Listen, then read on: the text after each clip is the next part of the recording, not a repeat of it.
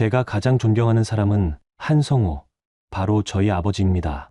그 순간 성우그룹 최종 면접장의 공기가 얼어붙었어요. 한경수 회장의 얼굴이 하얗게 변했거든요. 손이 떨리기 시작했고 입이 벌어진 채 말이 나오지 않았어요. 회장님, 괜찮으세요? 면접관들이 수근거리기 시작했어요. 또 저러시네. 나이가 드시니까. 요즘 자주 그러신다던데. 한경수는 청년의 얼굴을 바라보며 벌벌 떨고 있었어요. 30년 전 죽은 아들과 똑같은 얼굴이었거든요. 회장님, 정신 차리세요. 누군가 어깨를 흔들었지만 한 회장은 그 자리에 주저앉아 버렸죠. 목 깊은 곳에서 신음이 터져나왔어요. 70여 년을 살아오며 처음 느끼는 절망이었죠. 하지만 면접장에 그 누구도 진실을 알지 못했습니다. 지금 그 면접장에 앉아 있는 청년이 누구인지, 그리고 30년 동안 숨겨진 진실이 무엇인지를요. 지금 시청하시는 유튜브 수익 일부는 소아암 어린이와 노인복지회에 기부됩니다. 지금 바로 구독과 좋아요 누르셔서 기부에 동참하세요. 안녕하세요. 저는 한경수입니다. 올해 76살이고요. 성우그룹이라는 회사를 만들어 여기까지 온 사람이죠. 사실 이 나이에 무슨 이야기를 새삼스럽게 꺼내나 싶으실 텐데 몇 달 전에 제게 일어난 일이 너무 기가 막혀서요. 평생 가슴에 묻어두고 살 줄 알았던 그 이름이 하필 우리 회사 면접장에서 불쑥 튀어나온 거예요. 저는 원래 시골 출신입니다. 어려서부터 남의 공장에서 일하며 기술을 배웠고 30살 즈음 인천공단의 작은 금속 가공업체를 차렸죠. 성우금속이라는 이름을 붙였어요. 외아들 이름을 따서 말이죠. 그때만 해도 꿈에도 몰랐어요. 그 아이를 그렇게 일찍 보낼 줄은요. 성우는 착한 아이였어요. 아버지 일을 물려받겠다고 일찍부터 공장에 나와 일을 배웠거든요.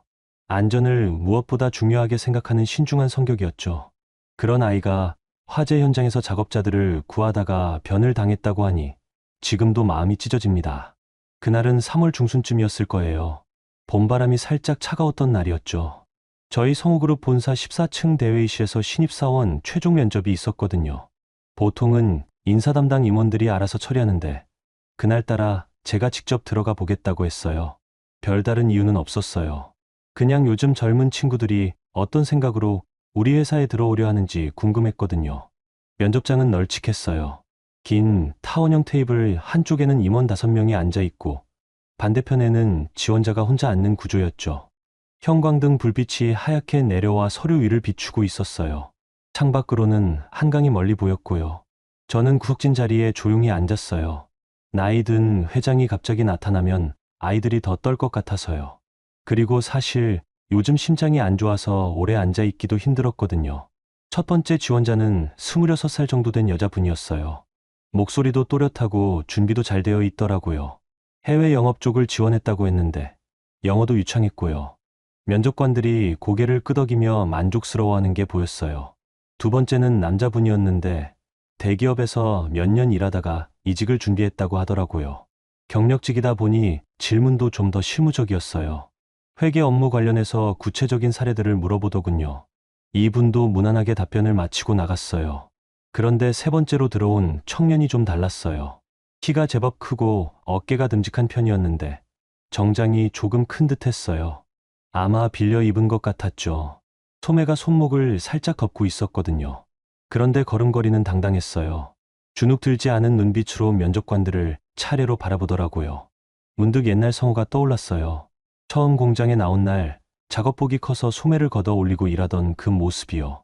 자기소개 부탁드립니다. 인사 담당 상무가 말하자 청년이 고개를 한번 끄덕이고 입을 열었어요. 안녕하세요. 윤하진이라고 합니다. 올해 29살이고요. 목소리가 차분했어요. 떨지 않으려고 애쓰는 기색은 있었지만 또렷하고 진솔했죠. 공업고등학교를 나온 후 야간대학에서 경영학을 공부했습니다. 졸업 후에는 중소기업에서 생산관리 업무를 했고요. 품질관리와 안전관리 자격증도 취득했습니다. 청년이 말하는 동안 저는 유심히 그의 얼굴을 바라봤어요. 뭔가 익숙한 느낌이 들었거든요. 특히 말할 때 살짝 고개를 기울이는 버릇이 성우랑 비슷했어요. 지원 동기를 말씀해 주세요. 면접관의 다음 질문에 청년은 잠시 숨을 고르더니 이렇게 말했어요. 사실 저에게는 평생 가슴에 품고 살아온 이름이 하나 있습니다. 그 순간 회의실 공기가 조금 달라졌어요. 면접관들도 고개를 들어 청년을 바라봤거든요. 평범한 지원 동기와는 다른 시작이었으니까요. 제가 가장 존경하는 사람은 아버지입니다. 비록 저는 아버지를 직접 뵌 적이 없지만요. 청년의 목소리에 미세한 떨림이 섞여 들었어요. 손을 무릎 위에 가지런히 놓고 있었는데 조금씩 떨리고 있는 게 보였거든요. 제 아버지는 옛 성호금속 화재 사고 때 돌아가셨습니다. 저는 그 순간 심장이 쿵 떨어지는 걸 느꼈어요. 성호금속이라고 했어요. 제가 만든 그 회사 이름을 말이죠. 작업자들을 먼저 내보내시다가 돌아가셨다고 들었습니다. 그분 이름이. 청년이 잠시 말을 멈췄어요. 목이 메인 것 같았거든요. 한성우입니다. 그 순간 저는 귀가 먹먹해지는 걸 느꼈어요. 한성우. 30년 전 그 이름이 면접장 한가운데서 또렷하게 울려 퍼지는 거예요. 제 머릿속에서는 옛날 성호금속 간판이 번쩍 떠올랐고 20몇 살 때 현장복을 입고 활짝 웃던 아들 얼굴이 겹쳐 보였어요. 손이 떨렸어요.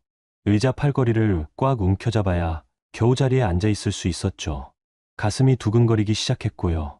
그런데 더 놀라운 건 청년의 얼굴이었어요. 이제야 자세히 보니 턱선이 성우랑 똑같았거든요.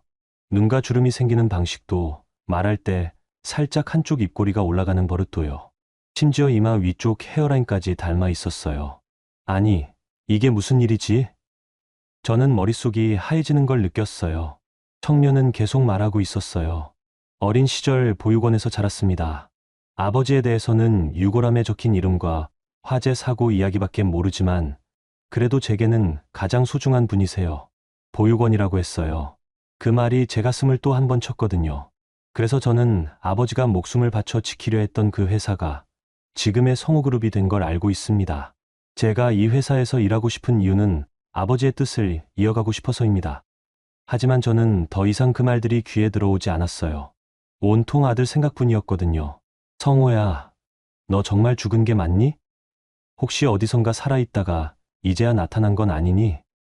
아니면 이 청년이, 혹시 그때 지원이가... 머릿속이 복잡했어요. 말도 안 되는 생각들이 꼬리에 꼬리를 물고 이어졌죠. 면접은 계속 진행됐어요. 청년은 성실하게 질문에 답했고 면접관들도 좋은 반응을 보이고 있었어요.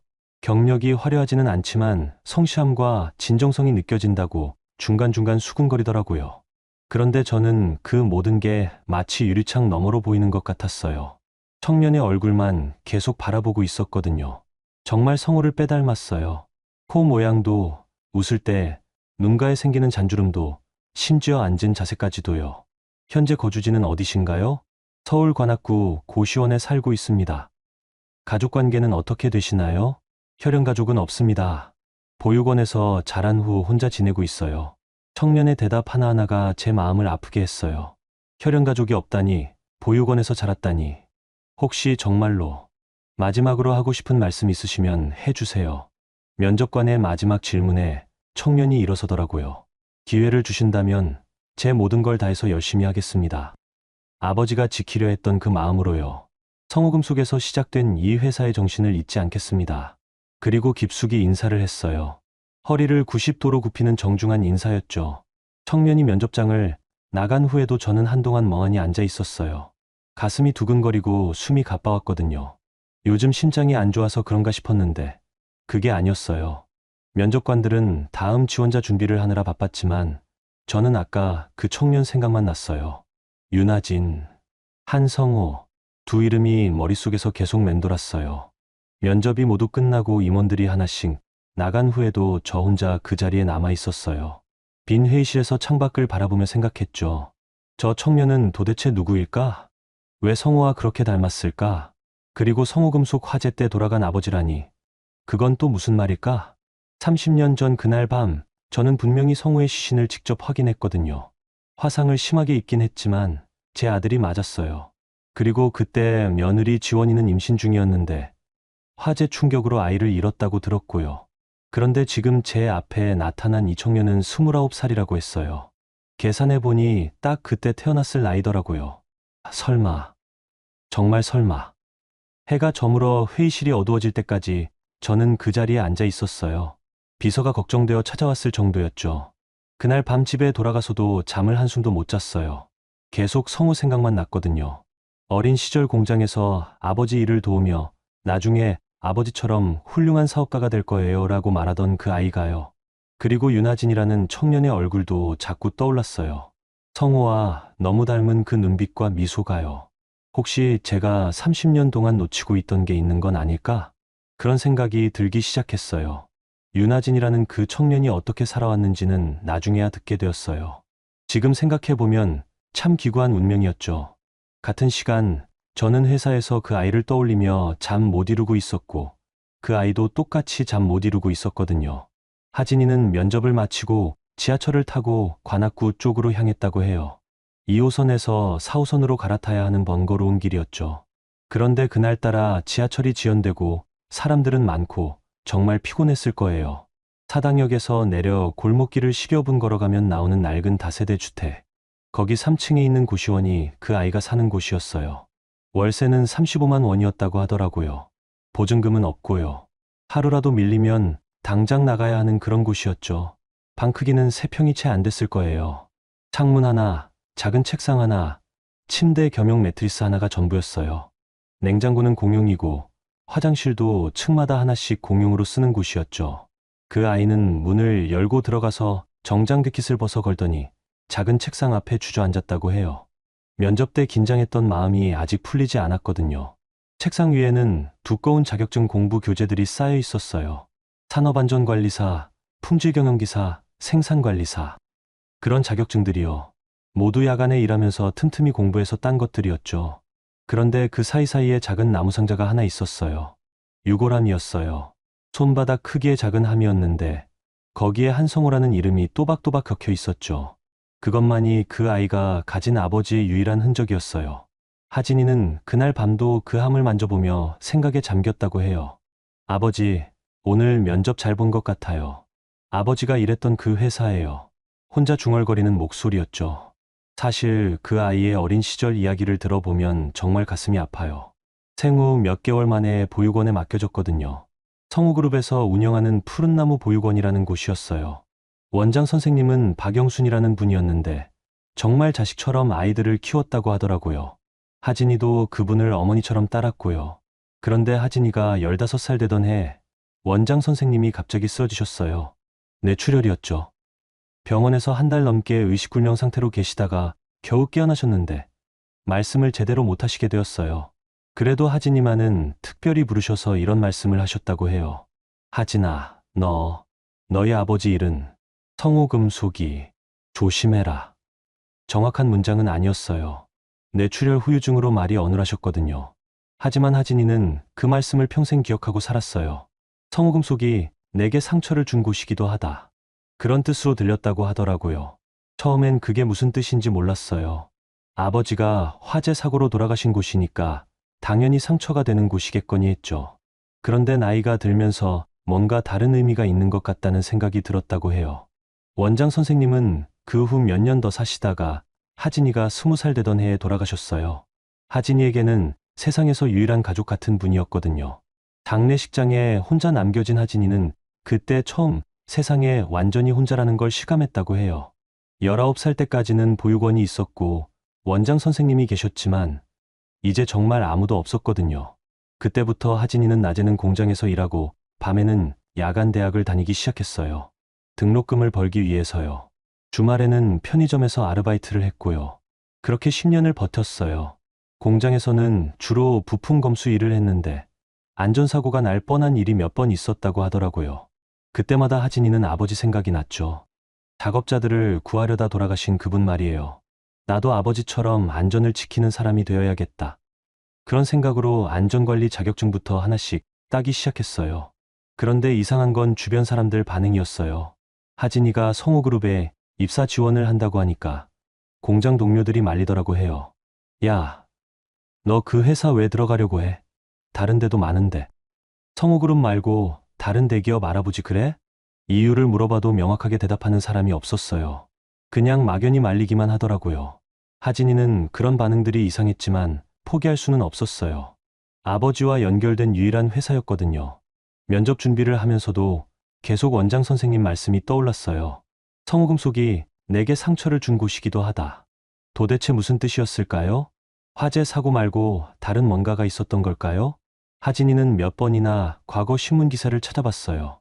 도서관에 가서 마이크로필름을 뒤져가며 성호금속 화재 사고 관련 기사들을 모두 찾아봤죠. 그런데 이상했어요. 화재 사고에 대한 기사는 여러 개 있었는데 사상자 명단에서 아버지 이름을 찾을 수가 없었거든요. 한성우라는 이름이 어디에도 없었어요. 신문 기사가 잘못된 걸까? 하진이는 의문을 품었지만 확인할 방법이 없었어요. 보육원에서 받은 서류에는 분명히 아버지가 성호금속 화재로 사망했다고 적혀 있었거든요. 그런 의문들을 안고 살던 하진이가 드디어 성호그룹 면접에 합격했어요. 정확히는 서류 전형부터 시작해서 1차, 2차를 거쳐 최종 면접까지 온 거였죠. 그날 면접장에서 하진이는 정말 떨렸다고 해요. 평생 준비해 온 순간이었거든요. 아버지 이름을 말할 때는 목이 메일 것 같았다고 하더라고요. 면접이 끝나고 나올 때 하진이는 이상한 기분을 느꼈어요. 면접관 중에 구석에 앉아 계신 할아버지 한 분이 계속 자신을 바라보고 계셨거든요. 그분은 다른 면접관들과 달리 질문도 하지 않으셨고 그냥 가만히 지켜보기만 하셨어요. 그런데 눈빛이 뭔가 달랐어요. 놀란 듯하면서도 슬픈 듯한 그런 표정이었죠. 혹시 저분이 회장님일까? 하진이는 나중에 인터넷으로 찾아보고 나서야 그분이 한경수 회장이라는 걸 알았어요. 그날 밤 고시원으로 돌아온 하진이는 잠을 이룰 수가 없었어요. 면접은 잘 본 것 같았는데 왠지 모르게 불안했거든요. 특히 한경수 회장의 그 눈빛이 자꾸 떠올랐어요. 왜 저렇게 보셨을까? 나한테 무슨 관심이라도 있으신 걸까? 이런저런 생각을 하다가 하진이는 결국 잠이 들었어요. 그런데 꿈을 꾸었다고 해요. 꿈속에서 하진이는 어린 아이였어요. 서너 살 정도 되는 아이였죠. 누군가가 자신의 손을 잡고 어딘가로 걸어가고 있었어요. 앞서가는 사람은 얼굴이 보이지 않았어요. 하지만 따뜻한 손이었고 든든한 어깨였죠. 아빠가 일하는 곳이야. 여기가 성호금속이라고 해. 그 사람이 말했어요. 꿈속에서 하진이는 고개를 들어 간판을 바라봤어요. 낡고 작은 간판이었는데 성호금속이라는 글자가 선명하게 보였어요. 그런데 갑자기 간판에서 불꽃이 튀기 시작했어요. 아빠. 하진이가 소리치자 앞서 가던 사람이 돌아봤어요.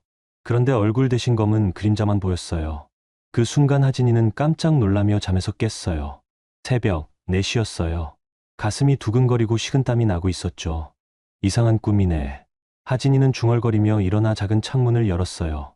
차가운 새벽 공기가 들어왔죠. 그런데 문득 이런 생각이 들었어요. 혹시 그 꿈이 진짜 기억은 아닐까?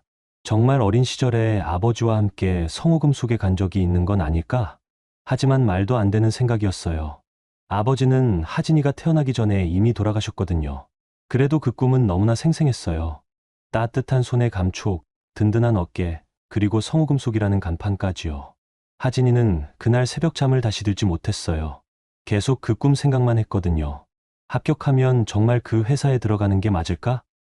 원장 선생님의 경고가 다시 떠올랐어요. 성호금속이 내게 상처를 준 곳이기도 하다. 그 말씀의 진짜 뜻을 이제야 알게 되는 건 아닐까? 하지만 하진이는 결심했어요. 그래도 들어가겠어. 아버지와 연결된 유일한 끈인데 포기할 수는 없어.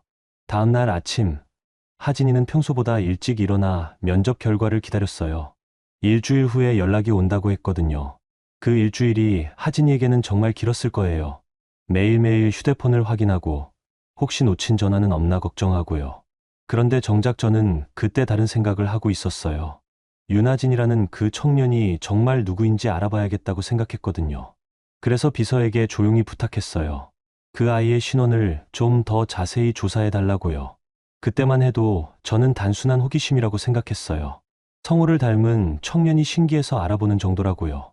그런데 며칠 뒤 받은 조사 결과를 보고는 정말 깜짝 놀랐어요. 그 내용은 제가 상상도 못했던 것들이었거든요. 면접이 끝난 지 사흘째 되는 날이었어요. 저는 비서실 김 과장에게 조용히 부탁했어요.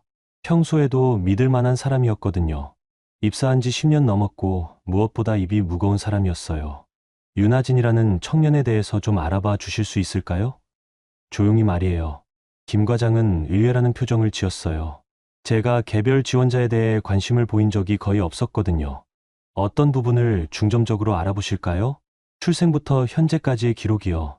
특히 어린 시절과 가족 관계를 자세히 알아봐 주세요. 김 과장이 고개를 끄덕였어요. 며칠 정도 시간을 주시면 될까요? 급하지는 않지만 가능한 한 빨리 부탁드려요. 그 후 이틀 동안 저는 마음이 편하지 않았어요. 계속 윤아진이라는 청년 생각만 났거든요. 특히 그 아이가 말한 한성우라는 이름이 머릿속을 떠나지 않았어요. 제 아들 이름과 똑같다는 게 단순한 우연일까요? 그리고 그렇게 닮은 얼굴은 또 어떻게 설명해야 할까요? 금요일 오후 김 과장이 제 방으로 들어왔어요. 손에 두꺼운 파일을 들고 있었죠. 회장님, 윤아진 씨에 대한 조사 결과입니다. 저는 파일을 받아들고 천천히 펼쳐봤어요. 첫 장부터 충격적이었어요. 출생일이 1991년 7월 18일이었거든요. 성우가 화재 사고로 세상을 떠난 날로부터 정확히 8개월 뒤였어요. 이상하네요. 저는 중얼거렸어요. 다음 장을 넘겨보니 출생병원 기록이 있었어요. 인천 성모병원에서 태어났다고 되어 있었죠. 그런데 산모 이름이 이상했어요. 윤지은이라고 적혀 있었거든요. 지원이 아니라 지은이요. 김 과장, 이 산모 이름 확실한가요? 네, 병원 기록을 직접 확인했습니다. 윤지은으로 되어 있었어요. 저는 고개를 갸우뚱했어요. 저희 며느리 이름은 분명히 윤지원이었거든요. 계속 파일을 넘겨보니 더 이상한 내용들이 나왔어요. 윤아진은 생후 3개월 때 푸른나무 보육원에 맡겨졌다고 되어 있었어요. 입소 사유는 미혼모 양육 포기였죠. 미혼모라고요? 저는 눈을 크게 떴어요. 제가 알기로는 지원이는 성우와 결혼해서 임신한 상태였거든요. 화재 사고 후에 충격으로 유산을 했다고 들었고요. 그런데 미혼모 출산이라니, 이게 무슨 말인가요? 김 과장, 이 기록들 다시 한번 확인해 보세요. 뭔가 잘못된 것 같은데요. 네, 알겠습니다. 그런데 회장님, 한 가지 더 이상한 점이 있어요. 김 과장이 조심스럽게 말했어요. 푸른나무 보육원 입소 당시 서류를 보니 보호자란에 한기남 이사님 성함이 적혀 있습니다. 그 순간 저는 정말 놀랐어요. 한기남은 제 남동생 이름이었거든요. 뭐라고요? 네, 분명히 한기남으로 되어 있었어요. 당시 성호금속 상무였다고 기록되어 있고요. 저는 파일을 내려놓고 깊이 생각에 잠겼어요. 왜 기남이의 이름이 거기에 적혀 있을까요? 그리고 지원이는 어떻게 된 걸까요? 김 과장, 혹시 당시 인천성모병원 기록을 더 자세히 볼 수 있을까요? 시간이 좀 걸리겠지만 가능할 것 같습니다. 그리고 성호금속 화재 당시 직원 명단도 다시 한번 확인해 보세요. 김 과장이 나간 후 저는 혼자 남아서 계속 그 파일을 들여다봤어요. 윤아진, 윤지은, 미혼모 출산, 한기남. 이 모든 게 어떻게 연결되는 걸까요? 그때 문득 30년 전 그날이 떠올랐어요. 성호가 세상을 떠난 후 제가 병원에 실려간 날이요. 심장 발작을 일으켜서 일주일 넘게 의식불명 상태였거든요. 깨어났을 때 기남이가 병실에 앉아 있었어요. 형, 이제 괜찮아요. 걱정 마세요. 기남이가 제 손을 잡고 말했어요. 지원이는 어떻게 됐어? 제가 간신히 물어봤더니 기남이가 고개를 떨궜어요. 형, 지원이는 아이를 잃었어요. 그리고 충격이 너무 커서 어디론가 가버렸어요. 가버렸다고. 어디로? 연락이 안 돼요. 아마 고향으로 간 것 같아요. 그때 저는 그 말을 그대로 믿었어요. 며느리가 아들을 잃은 충격에 집을 나간 줄 알았죠. 그런데 지금 생각해보니 이상해요. 기남이가 왜 그렇게 자세히 알고 있었을까요? 월요일 아침, 저는 기남이를 회장실로 불렀어요. 평소보다 좀 더 일찍 출근해서 기다리고 있었거든요. 기남이는 80살도 다 되어가지만 아직 건강했어요. 매주 골프를 치고 운동도 꾸준히 했거든요. 키도 저보다 약간 크고 목소리도 굵직했어요. 형, 이렇게 일찍 부르시니까 무슨 일인가 했네요. 기남이가 웃으며 들어왔어요. 앉아. 커피 한잔 할까? 좋죠. 저는 비서에게 커피를 부탁하고 기남이와 마주 앉았어요. 최근에 면접 본 신입사원 중에 윤아진이라는 청년이 있어. 아, 그래요? 요즘 젊은 친구들 이름도 다양하네요. 기남이는 별로 관심 없다는 듯이 대답했어요. 그 친구가 성호금속 화재로 아버지를 잃었다고 하더라고. 그 순간 기남이의 표정이 미묘하게 변했어요. 커피컵을 입에 가져가던 손이 살짝 멈췄거든요. 성호금속 화재? 그런 일이 있었나? 기남아, 우리 성호가 죽은 그 화재 말이야. 저는 조금 더 직접적으로 말했어요. 아, 그 화재 말이군요. 그런데 그 청년이 뭐라고 했다고요? 자기 아버지 이름이 한성우라고 하더라고. 기남이가 커피를 다 내려놓았어요. 손이 살짝 떨리는 게 보였거든요. 한성우요? 응. 우리 성우랑 이름이 똑같아. 그런 우연이 있을 수도 있죠. 흔한 이름은 아니지만요. 기남이는 애써 태어난 척했지만 목소리에 미세한 변화가 있었어요. 그런데 나이를 보니 29살이더라고. 29살이요? 응. 딱 성우가 죽고 나서 태어났을 나이야. 기남이가 일어나더니 창가로 걸어갔어요. 등을 보이고 서 있었죠. 형, 옛날 일은 묻어두는 게 좋지 않을까요? 뭐가 옛날 일이야? 성우 일 말이에요. 그리고 지원이 일도요. 기남이의 목소리가 조금 낮아졌어요. 지원이는 왜 갑자기 나와? 그냥 아픈 기억들은 건드리지 않는 게 좋다는 뜻이에요. 저는 뭔가 이상하다고 생각했어요. 기남이가 왜 이렇게 말리는 걸까요? 기남아, 혹시 너 뭔가 아는 게 있니? 뭘 안다는 거예요? 기남이가 돌아서며 말했어요. 그런데 표정이 경직되어 있었어요. 그 청년에 대해서 말이야. 윤하진이라는 아이. 형, 저는 그 아이에 대해서 아무것도 모르는데요. 하지만 기남이의 눈빛이 흔들리고 있었어요. 뭔가 숨기고 있다는 느낌이 들었거든요. 그럼 김 과장이 조사해 온 자료 좀 봐볼까? 저는 책상에서 파일을 꺼냈어요. 조사요? 형이 조사까지 했어요? 기남이의 목소리가 높아졌어요. 그 아이가 우리 성우랑 너무 닮아서 궁금했거든. 닮았다고요? 응. 정말 빼닮았어. 턱선부터 눈매까지, 심지어 말하는 버릇까지도. 기남이는 아무 말 하지 않았어요. 그냥 굳은 표정으로 서 있었죠. 그런데 조사해보니까 이상한 점들이 많더라고. 저는 파일을 열어보이며 말했어요. 이 아이가 태어날 때 산모 이름이 윤지은이라고 되어 있어. 우리 며느리 지원이랑 이름이 비슷하지? 기남이의 얼굴이 점점 창백해지는 게 보였어요. 그리고 더 이상한 건 보육원 입소 서류에 당신 이름이 적혀 있다는 거야. 제 이름이요? 응. 한기남이라고 분명히 적혀 있어. 기남이가 의자에 주저앉았어요. 기남아, 이게 무슨 일이야? 저는 조금 더 다급하게 물었어요. 형, 그건. 그건. 기남이가 말을 더듬었어요. 뭔가 아는 게 있으면 솔직히 말해줘. 나한테는 아주 중요한 일이야. 형, 정말로 옛날 일은 건드리지 마세요.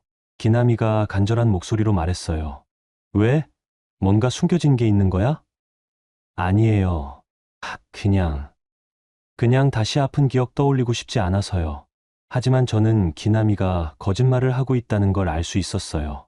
어릴 때부터 같이 자란 형제니까 기남이가 뭔가 숨길 때의 표정을 알거든요. 기남아, 나한테 숨기는 게 있으면 지금 말해줘. 정말 아무것도 없어요. 형. 기남이가 일어서더니 문 쪽으로 향했어요. 저는 회의가 있어서 먼저 가보겠습니다. 그리고는 서둘러 나가버렸어요.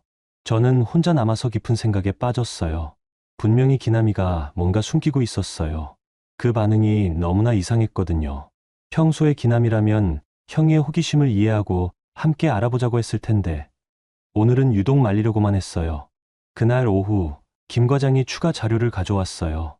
회장님, 인천 성모병원 기록을 더 자세히 확인해 봤는데요. 어떤 내용인가요? 윤지은이라는 산모가 출산 후 며칠 뒤에 개명 신청을 했다고 되어 있어요. 윤지원으로요. 그 순간 저는 머리가 띵해지는 걸 느꼈어요. 그럼 지은이가 우리 며느리 지원이라는 말인가요? 그럴 가능성이 높습니다. 그리고 또 한 가지 이상한 점이 있어요. 김 과장이 조심스럽게 말했어요. 출산 기록에는 미혼모로 되어 있지만 같은 시기 다른 서류에는 기혼자로 되어 있는 기록도 있어요. 무슨 말인가요? 마치 누군가가 의도적으로 서류를 조작한 것 같다는 말입니다. 저는 등골이 서늘해지는 걸 느꼈어요. 그럼 그 아이가 정말 우리 손자라는 말인가요? 단정할 수는 없지만 정황상 그럴 가능성이 매우 높습니다. 그날 밤 저는 잠을 한숨도 못 잤어요. 30년 동안 죽었다고 생각했던 손자가 살아 있었다니. 그리고 그 아이가 바로 제 앞에 나타났다니. 하지만 더 충격적인 건 기남이의 반응이었어요. 분명히 그 사람이 뭔가 알고 있었어요. 아니, 어쩌면 그 모든 일에 직접 관련되어 있을지도 모르겠더라고요. 다음 날부터 저는 기남이를 유심히 지켜봤어요. 그리고 직접 옛 병원과 보육원에 전화를 걸어 더 자세한 사실을 알아보기로 했어요. 진실이 무엇이든 저는 반드시 밝혀내겠다고 다짐했어요. 그 아이가 정말 제 손자라면 30년 동안 왜 그 사실을 숨겨야 했는지도 알아내야 했거든요. 그로부터 일주일 뒤 윤하진에게 합격 통보가 갔어요. 저는 인사팀에 특별히 부탁했거든요. 그 아이를 꼭 뽑아달라고 말이죠. 물론 실력도 충분했지만 제가 직접 확인하고 싶은 마음이 더 컸어요. 하진이가 첫 출근하는 날은 3월 마지막 주 월요일이었어요. 아침 8시 반에 신입사원 오리엔테이션이 있었거든요. 저는 일부러 일찍 출근해서 로비에서 기다렸어요. 하진이는 정시 10분 전에 도착했어요. 이번에도 조금 큰 정장을 입고 있었는데 다림질은 깔끔하게 해놓았더라고요. 긴장한 듯 목을 살짝 풀고 있는 모습이 보였어요. 윤하진 씨. 제가 부르자 그 아이가 깜짝 놀라며 돌아봤어요. 아, 회장님. 안녕하세요. 깍듯하게 인사를 하더라고요. 오리엔테이션 끝나고 제 방으로 잠깐 올라와 주실 수 있겠어요? 네, 물론입니다. 하진이의 얼굴에 약간의 긴장이 스쳤지만 고개를 끄덕였어요. 오전 11시쯤 하진이가 회장실 문을 두드렸어요. 들어오세요. 제가 말하자 문이 조심스럽게 열렸어요. 하진이가 한 발 한 발 신중하게 들어오더라고요. 앉으세요. 저는 응접 소파를 가리켰어요. 딱딱한 책상 앞보다는 편안한 자리가 좋을 것 같았거든요. 차 한 잔 드실까요? 아, 괜찮습니다. 아니에요. 마시세요. 저는 비서에게 부탁해서 커피와 다과를 준비하게 했어요. 하진이는 소파 끝에 반듯하게 앉아서 무릎 위에 손을 모으고 있었어요. 등을 곧게 펴고 있는 모습이 예의 바른 아이라는 걸 보여줬죠. 긴장하지 마세요. 그냥 대화하려고 불렀어요. 네, 감사합니다. 커피가 나오고 우리는 마주 앉았어요. 그런데 가까이서 보니 정말 기가 막혔어요. 하진이의 얼굴이 젊은 시절 성우와 너무나 닮아 있었거든요. 특히 웃을 때 눈가에 생기는 주름이 똑같았어요. 그리고 고개를 약간 기울이며 생각하는 버릇도요. 어린 시절은 어땠어요? 저는 조심스럽게 물어봤어요. 보육원에서 자랐습니다. 원장 선생님이 정말 잘해주셨어요. 하진이가 차분하게 대답했어요. 부모님에 대한 기억은 없고요? 네, 전혀 없습니다. 아버지에 대해서는 유골암과 화재 사고 이야기만 들었을 뿐이에요. 그 말을 하면서 하진이의 표정이 살짝 어두워졌어요. 외로웠겠네요. 외롭긴 했지만 그래도 원장 선생님과 다른 아이들이 있어서 견딜만 했어요. 하진이가 작은 미소를 지었어요. 그런데 그 미소가 어찌나 성우를 닮았는지 저는 가슴이 뭉클해졌어요. 혹시 어머니에 대한 이야기는 들은 적 없나요? 제가 더 직접적으로 물어봤어요. 아니요. 아무것도 모릅니다. 원장 선생님도 자세한 얘기는 안 해주셨어요. 하진이가 고개를 저었어요. 우리는 잠시 조용히 커피를 마셨어요. 그런데 하진이를 바라보고 있으니까 이상한 감정이 들었어요. 마치 30년 전 시간으로 돌아간 것 같았거든요. 회장님, 괜찮으셔요? 하진이가 걱정스럽게 물었어요. 제가 너무 멍하니 바라보고 있었나 봐요. 아, 네, 괜찮습니다. 저는 얼른 정신을 차렸어요. 그런데 왜 하필 성우그룹에 지원하셨어요? 아버지 때문인가요? 네, 그렇습니다. 아버지가 목숨을 바쳐 지킨 회사에서 일하고 싶었어요. 하진이의 목소리에 진심이 담겨 있었어요. 힘들지 않을까요? 아픈 기억이 있는 곳인데요. 오히려 그래서 더 의미가 있다고 생각해요. 아버지의 뜻을 이어간다는 마음으로요. 그 말을 들으니까 제 마음이 더욱 복잡해졌어요. 정말 이 아이가 제 손자라면 30년 동안 혼자 이런 마음을 품고 살았다는 거잖아요. 앞으로 어떤 사람이 되고 싶어요? 아버지처럼 다른 사람을 위해 희생할 수 있는 사람이 되고 싶어요. 그리고 성실하게 일해서 인정받는 사람이요. 하진이의 대답이 너무나 성우 같았어요. 성우도 어릴 때부터 그런 말을 하곤 했거든요. 저는 감정이 복받쳐 올라서 커피 잔을 들었는데 손이 떨려서 잔이 받침에서 미끄러졌어요. 커피가 소파 쪽으로 쏟아질 뻔했는데 하진이가 재빨리 받침을 받쳐줬어요. 괜찮으세요? 죄송해요. 요즘 손목이 좀 안 좋아서요. 저는 얼버무렸어요. 사실은 감정 때문에 떨린 거였지만요. 하진이가 휴지로 흘린 커피를 닦아주는 모습을 보니까 어릴 때 성우가 제가 뭔가 흘렸을 때 도와주던 기억이 떠올랐어요. 정말 고마워요. 당연한 일이에요. 하진이가 환하게 웃었어요. 그런데 그 웃음이 너무나 따뜻하고 친근해서 저도 모르게 마음이 편안해졌어요. 하진 씨는 정말 좋은 사람인 것 같아요. 과찬이십니다. 아니에요. 정말 그래요. 마음씨가 곱네요. 제가 진심으로 말하자 하진이가 살짝 부끄러워하며 고개를 숙였어요. 우리는 그렇게 1시간 가까이 대화를 나눴어요. 주로 하진이의 이야기를 들었는데 들으면 들을수록 이 아이가 성우와 닮아 있다는 걸 느꼈어요. 외모뿐만 아니라 성격이나 말하는 방식까지도요. 오늘은 이만 가보세요. 앞으로 궁금한 일이 있으면 언제든지 찾아와도 되니까요. 네, 감사합니다. 회장님께서 이렇게 챙겨주시니까 정말 감사해요. 하진이가 일어서며 깊게 인사했어요. 하진이가 나간 후 저는 혼자 소파에 앉아서 창밖을 바라봤어요. 마음이 뒤숭숭했거든요.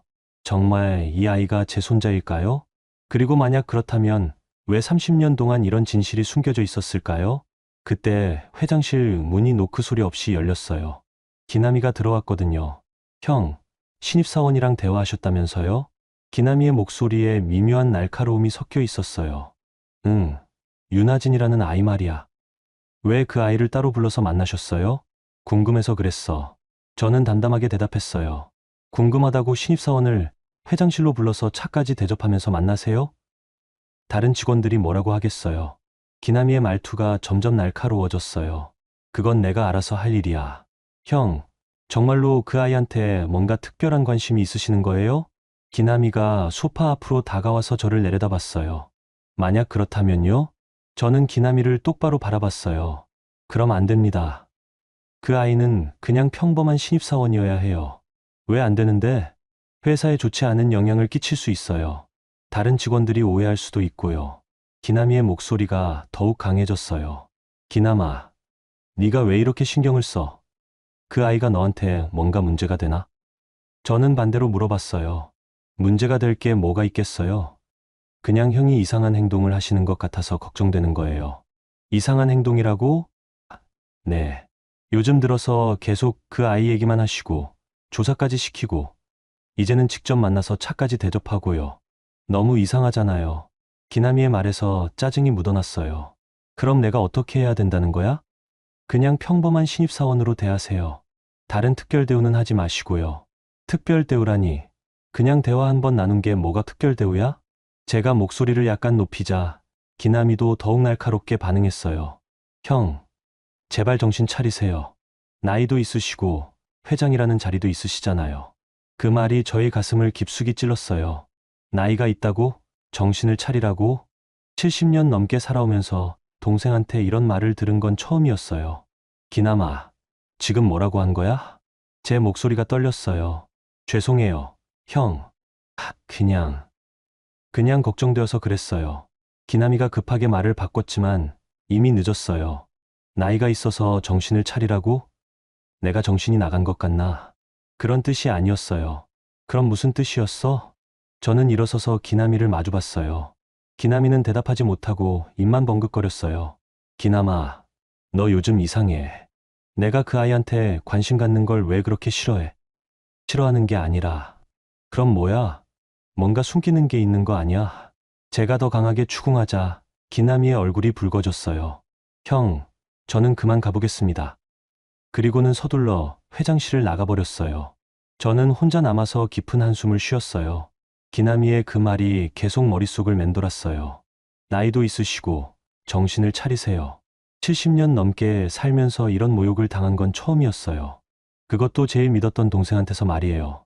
저는 그날 저녁 집에 가서도 계속 그 일을 생각했어요. 그리고 확신했어요. 분명히 기남이가 뭔가 숨기고 있다는 거요. 그리고 그것이 윤하진, 아니 제 손자와 관련된 일이라는 것도요. 저는 이제 정말로 진실을 밝혀내기로 결심했어요. 나이가 들어서 정신이 나갔다고 하는데 제대로 한번 보여주겠어요. 그 아이가 정말 제 손자인지 그리고 기남이가 뭘 숨기고 있는지 끝까지 알아내겠다고 다짐했어요. 한편 그날 오후 기남이는 아들 도진을 사무실로 불렀어요. 아버지, 무슨 일이세요? 도진아, 큰일 났다. 무슨 일인데요? 내 큰아버지가 그 윤하진이라는 아이한테 너무 관심을 보이고 있어. 도진의 얼굴이 굳어졌어요. 정말요? 얼마나요? 오늘 회장실로 불러서 차까지 대접하면서 1시간 넘게 대화했어. 그럼. 혹시 눈치채신 건 아닐까요? 아직은 아닌 것 같지만 계속 조사하고 있어. 이대로 가면 곧 모든 게 들통날 거야. 기남이와 도진은 그날부터 본격적으로 대책을 세우기 시작했어요. 30년 전 자신들이 숨긴 비밀이 드러나는 걸 막기 위해서였죠. 그 주말 저는 비서 김 과장이 건네준 주소를 들고 혼자 길을 나섰어요. 지방의 한 작은 도시에 있는 요양병원이었거든요. 운전기사한테는 개인적인 일이라고만 말했어요. 고속도로를 2시간 넘게 달려서 도착한 곳은 생각보다 조용한 병원이었어요. 3층짜리 낮은 건물이었는데 주변에 산과 들판이 펼쳐져 있었죠. 접수처에 가서 윤지원이라는 분을 찾는다고 했더니 간호사가 이상하다는 표정을 지었어요. 가족분이세요? 오랫동안 면회객이 없었거든요. 네, 가족입니다. 저는 간단히 대답했어요. 2층 복도 끝쪽 병실이었어요. 문을 열고 들어가니 창가 침대에 여자분이 혼자 누워 계셨어요. 비가 부슬부슬 내리는 오후였는데 그분은 창밖을 바라보고 계셨죠. 처음엔 알아보지 못했어요. 너무 많이 변해 계셨거든요. 30년 전 그 밝고 활기찬 며느리의 모습은 찾을 수 없었어요. 머리는 반백이 되었고 얼굴은 많이 마르셨더라고요. 손도 깡마르게 말라 있었고요. 하지만 눈매는 여전히 지원이었어요. 지원아. 제가 조심스럽게 불러보니 그분이 천천히 고개를 돌렸어요. 그 순간 지원이의 얼굴에 놀람과 두려움이 동시에 스쳤어요. 아버님. 목소리가 떨리고 있었어요. 나야. 지원아. 저는 침대 옆 의자에 앉았어요. 지원이는 제 얼굴을 바라보다가 고개를 돌려버렸어요. 아마 부끄럽거나 미안했을 거예요. 이렇게 찾아오시면 어떻게 해요? 미안하다. 이제야 찾았네. 저는 진심으로 사과했어요. 침묵이 흘렀어요. 창밖으로 빗소리만 들렸죠. 지원아, 성우금속 간판에 성우 이름 올리자고 먼저 말한 사람이 너였지. 그 말을 하자 지원이가 깜짝 놀라며 저를 바라봤어요. 아직도 기억하고 계세요? 물론이지. 네가 그때 말했잖아. 성우 이름을 간판에 넣으면 더 의미가 있을 거라고. 지원이의 눈에 눈물이 고이기 시작했어요. 그때가 떠올랐어요. 성우가 20살 되던 해 공장 간판을 새로 만들 때였죠.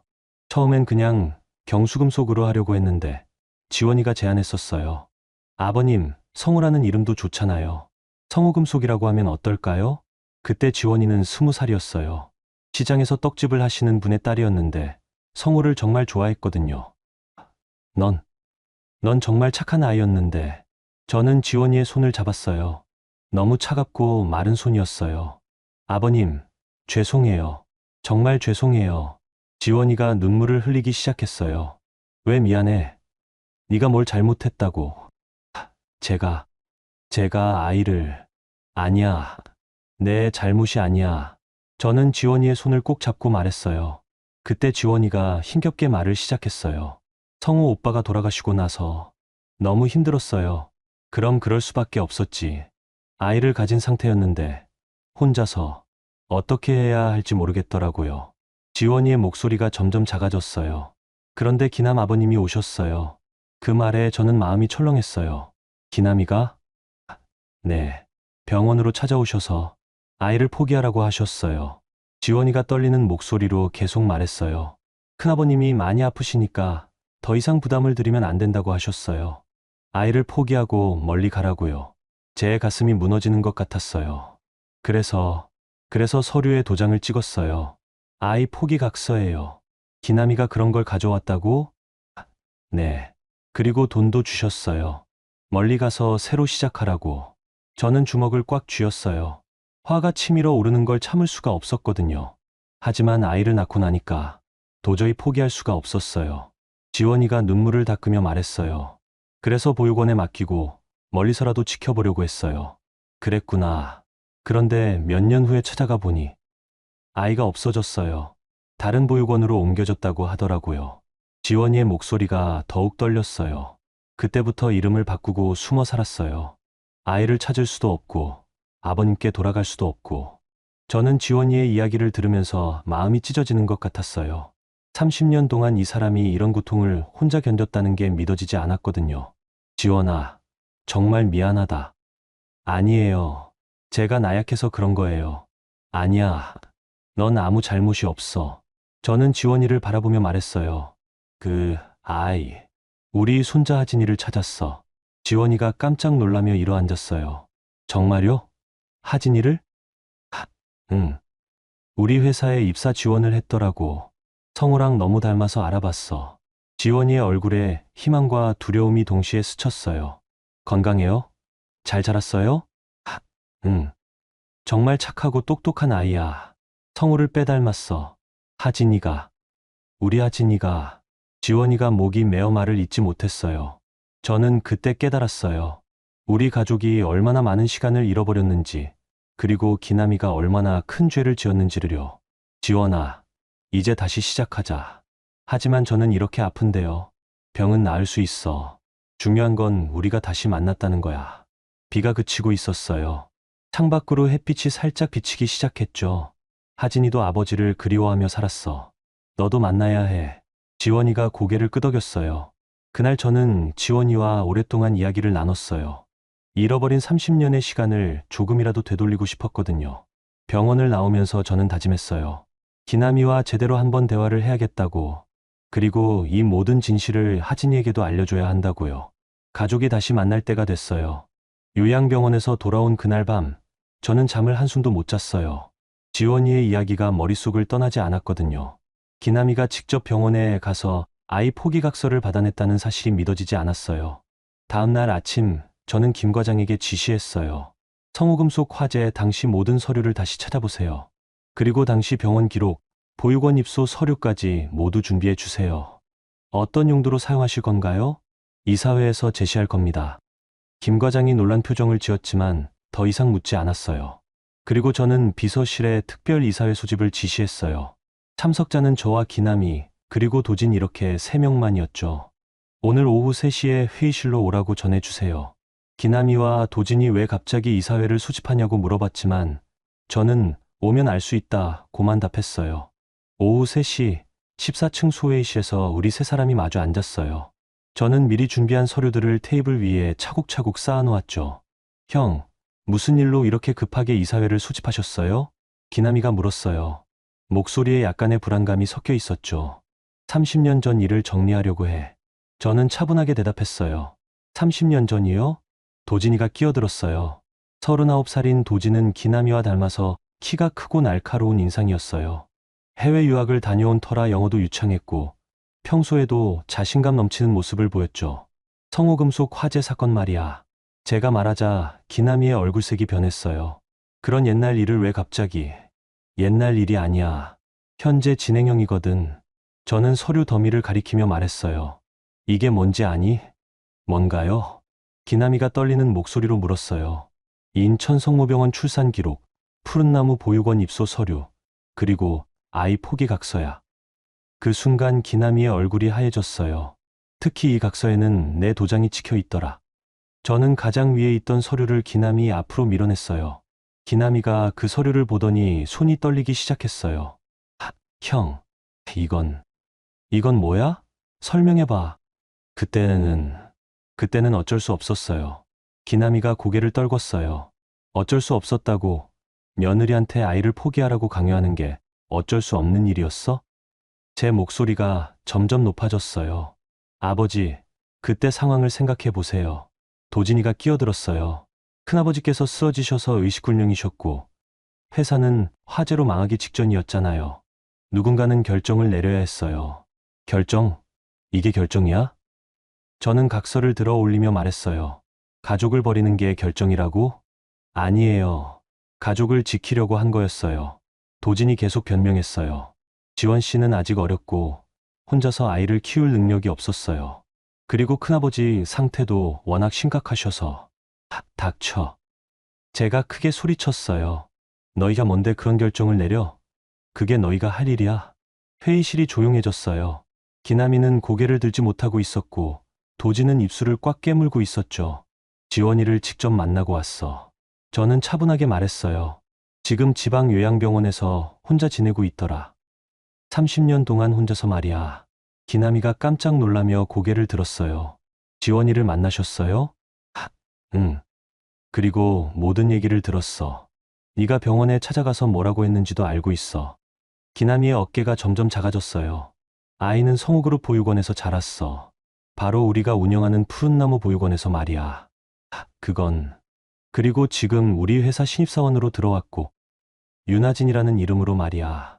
도진의 얼굴이 창백해졌어요. 설마 그 신입사원이. 응. 우리 손자야. 성우의 아들이고 지원이의 아들이야. 저는 또 다른 서류를 펼쳐 보였어요. 병원 기록을 보면 출생일이 1991년 7월 18일이야. 성우가 죽고 나서 정확히 8개월 뒤지. 큰아버지. 도진이 뭔가 말하려 했지만 저는 손으로 막았어요. 이제 설명해봐, 기남아. 왜 이런 짓을 했는지. 기남이는 한참 동안 아무 말도 하지 못했어요. 그러다가 갑자기 무릎을 꿇고 앉았어요. 형, 죄송합니다. 죄송하다고? 정말, 정말 죄송해요. 기남이의 눈에 눈물이 고였어요. 왜 그랬어? 왜? 그때 너무 혼란스러웠어요. 형이 쓰러지시고 회사는 망해가고. 그래서 도진이 미래를 생각하면 복잡한 가족관계는 정리하는 게 좋겠다고 생각했어요. 복잡한 가족관계라고? 제가 의자에서 일어났어요. 지원이와 아이가 복잡한 가족관계였다고? 그런 뜻이 아니라. 그럼 무슨 뜻이야? 기남이는 대답하지 못했어요. 솔직히 말해, 기남아. 진짜 이유가 뭐야? 한참의 침묵 후에 기남이가 떨리는 목소리로 말했어요. 회사를 도진이가 이어받을 수 있게 하려고 했어요. 그 순간 모든 게 명확해졌어요. 아, 그렇구나. 저는 비웃음을 터뜨렸어요. 내 아들을 후계자로 만들려고 내 손자를 없애버린 거구나. 형, 가족을 지킨다는 명목으로 가족을 내다버린 거야. 제 목소리가 회의실 전체를 울렸어요. 도진이 일어서더니 저에게 다가왔어요. 큰아버지, 진정하세요. 그때는 정말 어쩔 수 없는 선택이었어요. 어쩔 수 없는 선택? 네. 회사도 살려야 했고, 가족도 지켜야 했어요. 가족을 지켜야 했다고? 손자를 버리고 며느리를 쫓아내는 게 가족을 지키는 거야? 지원 씨는 아직 어렸어요. 혼자서 아이 키우기도 힘들었을 거고. 그럼 우리가 도와줬으면 되잖아. 제가 소리쳤어요. 왜 포기하라고 강요해? 왜 아이를 빼앗아? 도진이 할 말을 못하고 있을 때 기남이가 다시 말했어요. 형, 정말 죄송해요. 하지만 이미 지난 일이잖아요. 지난 일? 네. 이제 와서 다시 꺼내봐야 뭐가 달라져요? 그 말을 듣는 순간 저는 화가 치밀어 올랐어요. 가슴이 답답해지고 숨이 가빠오기 시작했어요. 지난 일이라고? 우리 손자가 30년 동안 혼자 살아온 게 지난 일이라고? 그런 뜻이 아니에요.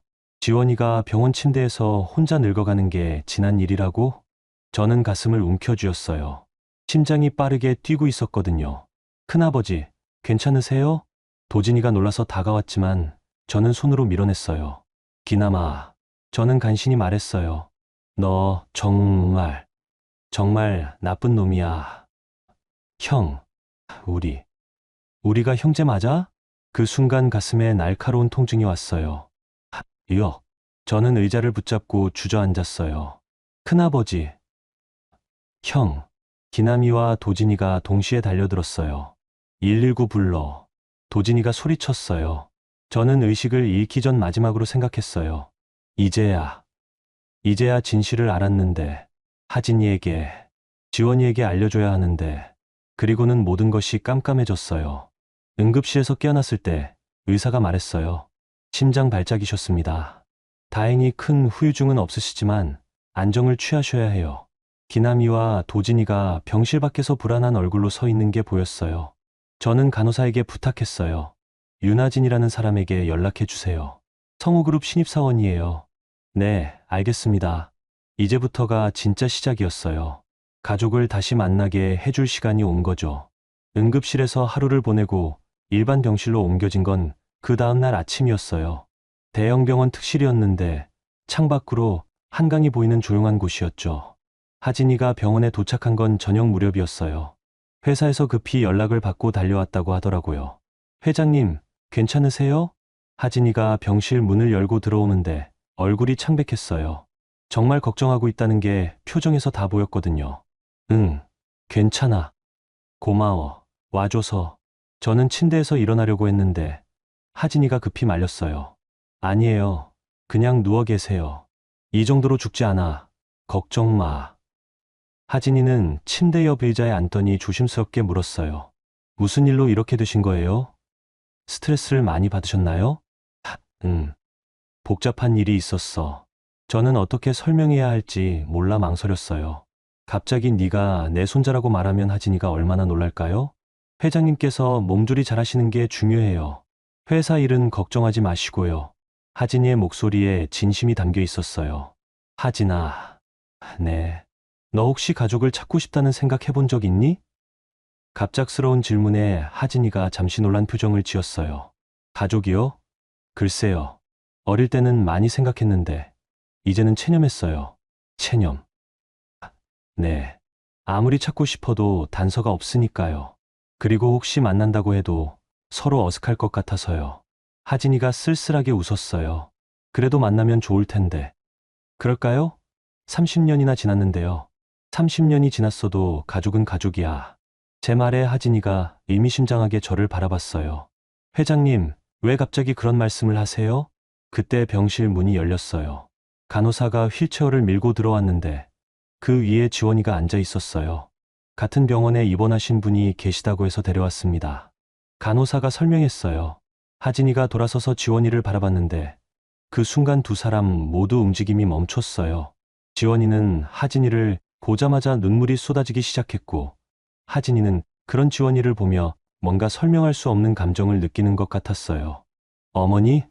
하진이가 무의식 중에 그런 말이 나왔어요. 하진아. 지원이가 떨리는 목소리로 하진이의 이름을 불렀어요. 저는 간호사에게 고개를 끄덕여서 나가달라고 했어요. 이제 우리 가족만 남았으니까요. 하진아, 이분이 내 어머니야. 제가 조심스럽게 말했어요. 하진이는 믿을 수 없다는 표정으로 지원이와 저를 번갈아 바라봤어요. 어머니라고요? 하지만, 그리고 난 너의 할아버지고. 할아버지라고요? 하진이의 목소리가 떨렸어요. 지원이가 휠체어에서 일어나려고 하자 하진이가 급히 달려가서 부축했어요. 조심하세요. 고마워. 하진아. 지원이가 하진이의 손을 잡았어요. 30년 만에 처음 잡아보는 아들의 손이었죠. 정말 제 아들이에요? 응, 맞아. 네가 낳은 아들이야. 제가 대신 대답했어요. 하진이는 아직도 상황을 이해하지 못하는 것 같았어요. 하지만 저는 보육원에서 자랐어요. 그리고 아버지는 화재로. 그 얘기를 지금 해주마. 저는 지원이에게 고개를 끄덕였어요. 지원이가 침대 옆에 앉더니 떨리는 목소리로 이야기를 시작했어요. 하진아, 엄마가 얘기해 줄게. 네가 태어나기 전부터 지금까지의 모든 일을요. 내 아버지는 정말 좋은 사람이었어. 한성우라는 이름도 내가 지어준 거야. 지원이의 눈에서 눈물이 흘렀어요. 성우 오빠는 공장에서 일하는 걸 정말 좋아했어. 특히 안전관리를 철저히 하셨지. 다른 사람들이 다치지 않게 하는 게 가장 중요하다고 하셨거든. 하진이가 조용히 지원이의 이야기를 들었어요. 그런데 화재가 났을 때 오빠는 작업자들을 모두 대피시키고 마지막에 나오려다가 지원이가 말을 잇지 못했어요. 그때 나도 임신 중이었어. 네가 뱃속에 있었지. 그럼 아버지가 살아계실 때 저도 있었다는 말이에요? 응. 네가 뱃속에서 막 움직이기 시작할 때였어. 아버지가 매일 배에 손을 대고 말을 걸어주셨어. 하진이의 눈에도 눈물이 맺혔어요. 그런데 화재 후에 할아버지가 쓰러지시고 모든 게 혼란스러웠어. 지원이가 계속 말했어요. 그때 기남 아버님이 오셔서 아이를 포기하라고 하셨어. 포기하라고요? 네. 할아버지가 아프시니까 더 이상 부담을 드리면 안 된다고 아이를 보육원에 보내고 내가 멀리 가라고 하셨어. 하진이가 주먹을 꽉 쥐었어요. 하지만 널 낳고 나니까 도저히 포기할 수가 없었어. 그래서요? 그래서 보육원에 맡기고 멀리서라도 지켜보려고 했어. 그런데 몇 년 후에 찾아가 보니 네가 다른 보육원으로 옮겨간 거야. 지원이가 하진이의 손을 더 꽉 잡았어요. 그때부터 이름을 바꾸고 숨어 살았어. 너를 찾을 수도 없고 할아버지께 돌아갈 수도 없어서. 엄마. 하진이가 처음으로 지원이를 엄마라고 불렀어요. 정말 죄송해, 하진아. 엄마가 너를 지키지 못해서. 아니에요. 엄마 잘못이 아니에요. 하진이가 지원이를 꼭 안았어요. 저는 그 모습을 보면서 눈물이 났어요. 30년 만에 만난 모자의 포옹이었거든요. 할아버지도 모르셨던 거예요? 하진이가 저를 돌아보며 물었어요. 응.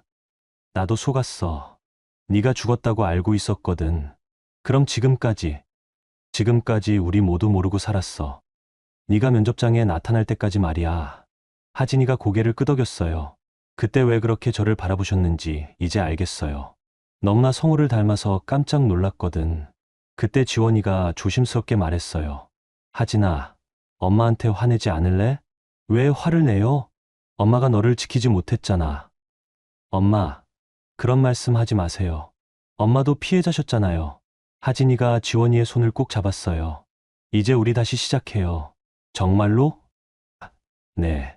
할아버지, 엄마, 그리고 저. 이제 가족이잖아요. 저는 그 말을 들으며 가슴이 뭉클했어요. 30년 만에 우리 가족이 다시 만났구나. 그런데 할아버지, 저를 속인 분들은 어떻게 되는 거예요?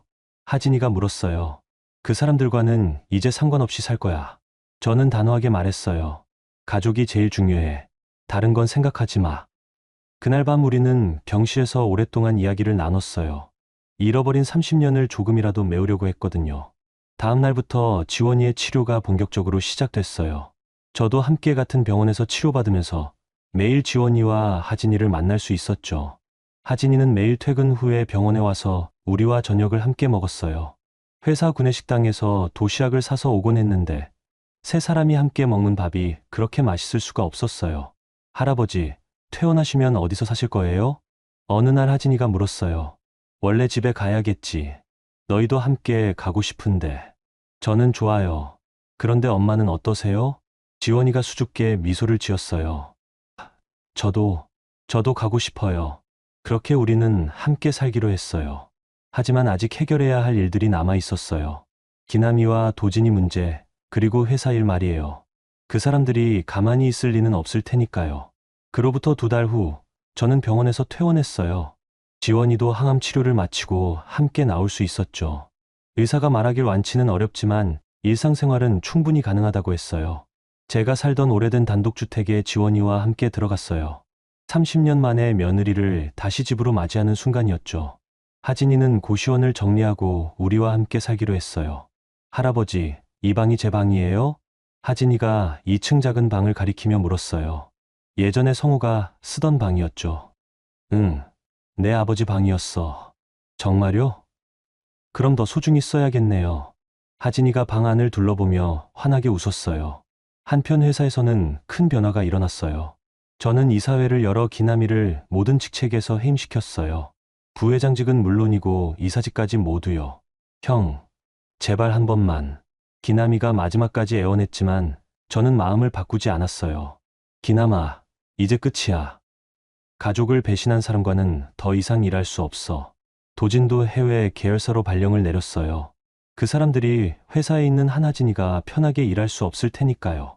큰아버지, 이건 너무 심하신 것 아니에요? 도진이 항의했지만 소용없었어요. 심해, 30년 동안 가족을 떼어놓은 것보다 심할까? 그 후 기남이와 도진이는 회사 주변에서 모습을 보이지 않았어요. 하진이에게는 특별한 대우를 하지 않았어요. 생산관리팀 신입사원으로 일하게 했거든요. 그리고 제 방으로 불러서 작은 명패 하나를 건넸어요. 이게 뭐예요? 내 명패야. 윤하진 사원. 하진이가 명패를 받아들고는 의아해했어요. 할아버지, 저 정말 이렇게 일반 사원으로 시작해도 되는 거예요? 당연하지. 내 힘으로 차근차근 올라와야 해. 그게 진짜야. 감사합니다. 그게 맞는 것 같아요. 하진이가 깊이 인사했어요. 하진아, 절대 특별 대우 받으려고 하지 마. 실력으로 인정받아라. 네, 알겠습니다.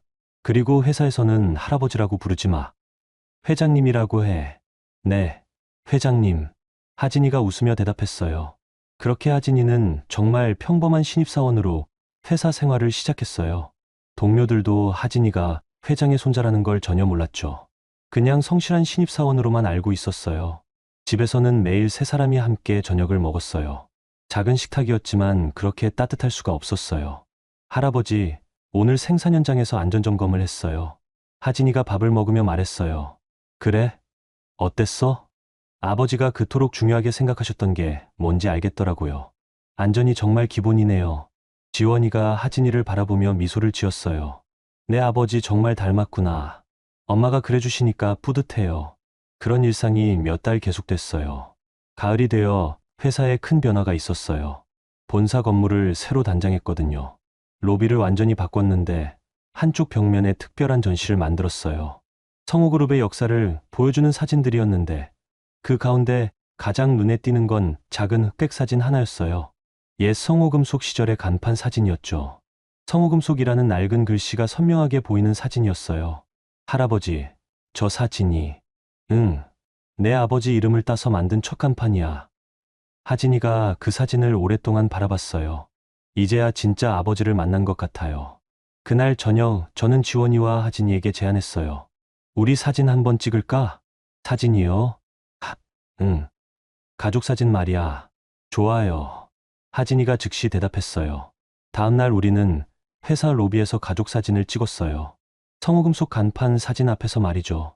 사진사가 와서 여러 장을 찍어줬어요. 저는 가운데 앉고 지원이와 하진이가 양쪽에 서 있는 모습이었죠. 자, 웃으세요. 사진사가 말했을 때 우리 모두 자연스럽게 웃었어요. 정말 오랜만에 마음에서 우러나오는 웃음이었거든요.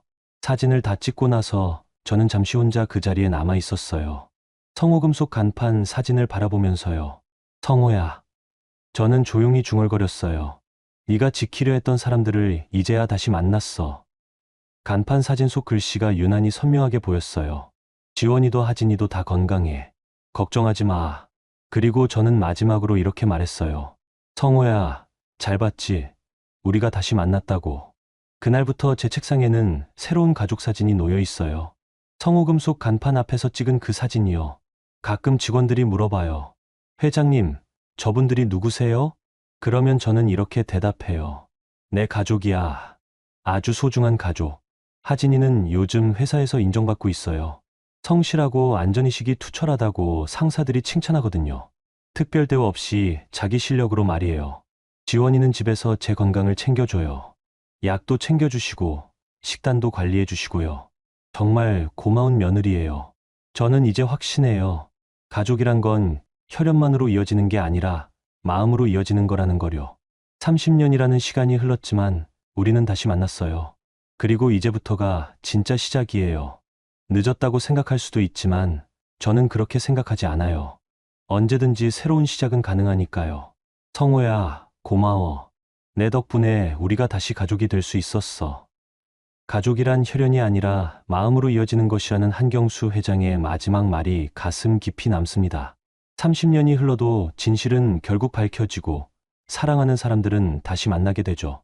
늦었다고 생각하지 마세요. 언제든 새로운 시작은 가능합니다. 오늘 우리 모두에게도 소중한 사람과의 새로운 시작이 기다리고 있을지 모르니까요. 지금까지 시청하신 유튜브 수익의 일부는 소아어린이와 노인복지회에 기부됩니다. 기부에 동참해 주셔서 진심으로 감사드립니다. 지금 바로 구독과 좋아요 눌러주시면 더 많은 분들이 동참할 수 있답니다.